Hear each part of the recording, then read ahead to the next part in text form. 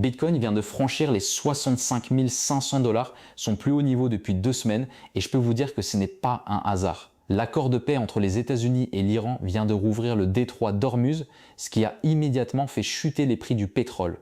Résultat, les investisseurs se ruent sur les actifs à risque et Bitcoin en profite pleinement. Ce que je trouve fascinant, c'est la rapidité avec laquelle le marché crypto réagit aux événements géopolitiques. Dès que la prime de risque pétrolière s'évapore, les liquidités affluent vers notre secteur. C'est un signal clair, Bitcoin reste un baromètre de l'appétit pour le risque des investisseurs institutionnels. Aujourd'hui, je vais décortiquer cette actualité et 4 autres news majeures qui façonnent le marché crypto en ce moment. Bonjour, ici Midcore Labs, votre source d'analyse crypto sans filtre. Si vous voulez soutenir notre travail, n'hésitez pas à liker la vidéo et à vous abonner. Vous pouvez aussi poser toutes vos questions, nous y répondrons rapidement. Si vous voulez en savoir plus sur Midcore Labs, je vous invite à cliquer sur le lien en description. On commence par Bitcoin qui vient de connaître une belle séance de hausse ces dernières heures. Je vois sur mon écran que le BTC se négocie autour de 56 700 € avec une progression de plus de 2% sur 24 heures. Ce qui m'intéresse particulièrement, c'est le volume qui a explosé de plus de 41% sur la même période. Ça montre clairement un regain d'intérêt massif des investisseurs. Regardez ce graphique. Après avoir touché un creux brutal autour de 55 000 €, Bitcoin a repris du poil de la bête pour franchir les 56 700. La communauté sur CoinMarketCap affiche un sentiment bullish à 80%, ce qui n'est pas anodin. Personnellement, je trouve que ce rebond technique s'inscrit parfaitement dans le contexte géopolitique actuel avec l'accord Iran-États-Unis. Les marchés à risque adorent ce genre de détente. La capitalisation de marché grimpe de plus de 2%, l'offre en circulation reste stable autour de 20 millions de BTC. Pour moi, cette dynamique est saine et pourrait bien se prolonger si les volumes restent soutenus. Franchement, ce que je vois sur le tableau des dérivés, c'est un marché qui retrouve son appétit pour le risque. L'intérêt ouvert sur Bitcoin progresse de 3,27% sur 24 heures pour atteindre 48,85 milliards de dollars. C'est un signal clair, les investisseurs reviennent massivement se positionner. Regardez les ratios long cours sur Binance, 1,35 sur le spot et même 1,46 chez les meilleurs traders. Ça montre une domination écrasante des positions haussières. Le volume des futurs bondit de 60 et 1,79% en 24 heures et franchement ça sent le retour de la confiance. Ce qui me frappe le plus, c'est la cohérence entre tous ces indicateurs. On n'est pas sur un pan artificiel dopé par un effet de levier délirant. Non, c'est structurel. Les positions longues sur 4 heures dépassent 890 000 $ contre à peine 10 000 pour les courts. À mon avis, on assiste au début d'un mouvement de fond. Le marché a digéré ses peurs et reprend du poil de la bête. Regardez ces flux institutionnels sur les ETF Bitcoin, c'est absolument massif.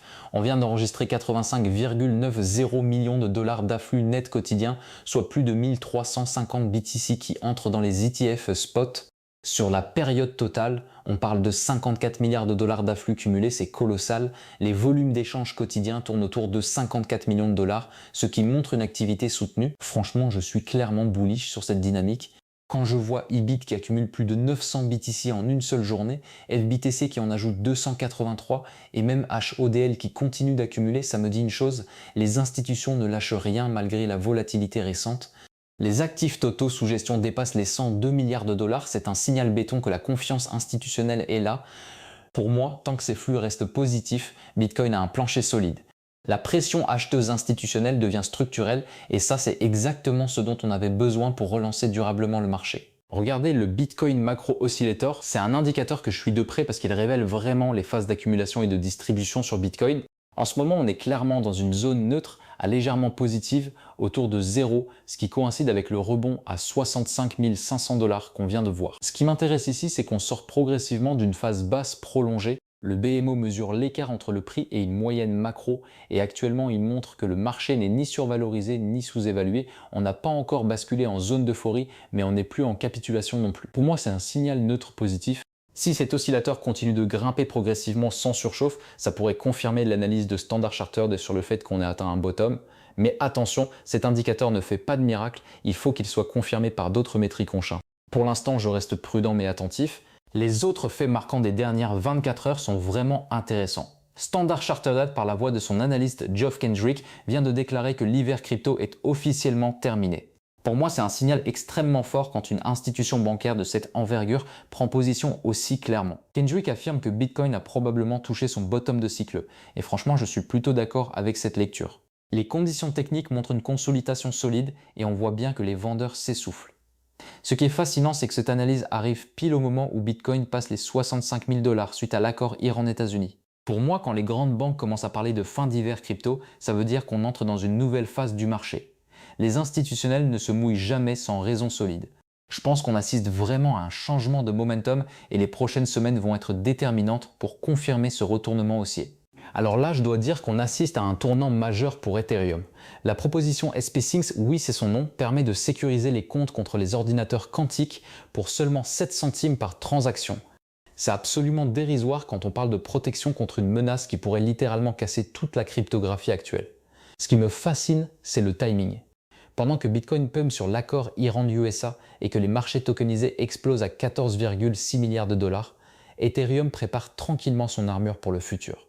Les ordinateurs quantiques ne sont plus de la science-fiction et Ethereum est le premier à déployer une solution abordable. La beauté du truc, c'est que ça ne va pas juste protéger les particuliers. Avec Wall Street qui débarque massivement dans la crypto, cette sécurité renforcée devient un argument de poids pour attirer les institutionnels.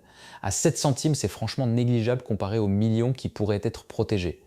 Ethereum montre encore une fois pourquoi c'est un pilier incontournable de l'écosystème crypto. Ce hack de 36 millions chez Humanity Protocol, c'est vraiment symptomatique de la maturité qu'on doit encore atteindre dans cette industrie. Quand on voit que des acteurs nord-coréens utilisent des fausses notifications Bitum pour faire du phishing à ce niveau, ça nous rappelle que la sécurité reste notre talon d'Achille. Franchement, je pense qu'on sous-estime l'impact psychologique de ces hacks sur le sentiment général.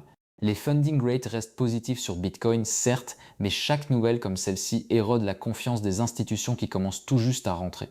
C'est un vrai frein à l'adoption massive. Ce qui me frappe, c'est que Constamp ait dû creuser pour révéler l'origine nord-coréenne. Ça montre qu'on a encore du mal à tracer ces attaques en temps réel. Tant qu'on n'aura pas de standards de sécurité drastiquement renforcés, on continuera à nourrir ce cycle d'attaques sophistiquées. Voilà, c'est tout pour aujourd'hui. Si vous voulez aller plus loin, n'hésitez pas à cliquer sur le lien en description. N'oubliez pas de liker la vidéo, de vous abonner à la chaîne et à très vite.